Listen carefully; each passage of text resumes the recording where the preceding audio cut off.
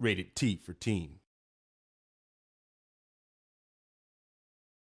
Sega.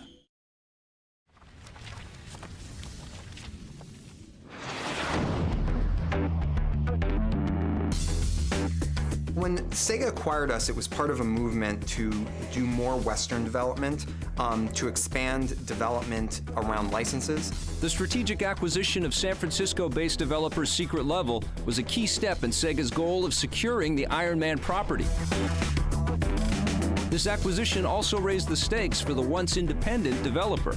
Iron Man means a lot to our company. It's a chance to really reach out and hit the mass market in a way that we don't often get the chance to do. It's a real testament to Sega's commitment to the project, to Marvel in general, that they're going and building up their internal studio around, the Iron Man franchise. The problem with a lot of licensed games is that they don't have enough time. So one of the ideas behind acquiring a studio like Secret Level was, hey, if we acquire Secret Level and we then go and sign a license with Marvel, we can go instantly to Secret Level and say, hey guys, we have this great license, start working right now.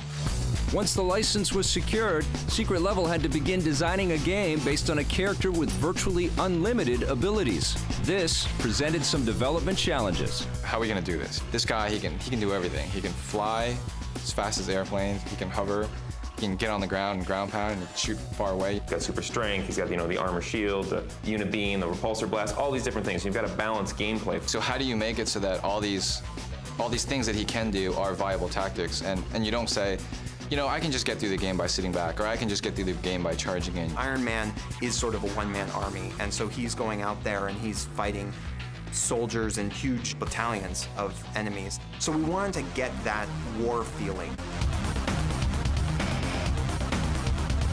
How do you make a threat that this guy can't overcome, but also how do you create the controls to make this guy work? The prototype literally took a week to throw together. I think created a really strong, first of all, it was kind of fun, okay, and that's obviously a good sign. It's gonna be layered gameplay. When you get in close, you can take out a lot of guys quickly. When you're farther away, it's a little bit slower.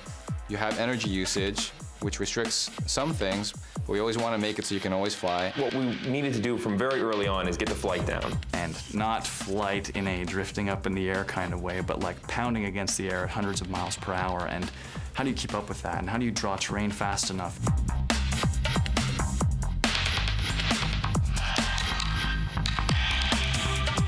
We didn't want to have a game where you're just a character running through, a street or whatever. It's, you can fly. When you've got a character that can fly anywhere at any time, you've got to have an area that's ready for that.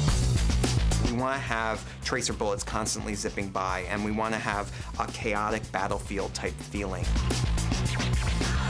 We have to constantly keep the action, and we have to keep it around the player, but not so difficult that the player feels totally out of control. And so I think that's an area that we're really working on. How many missiles can come at you at the same time? How many people can be firing at you?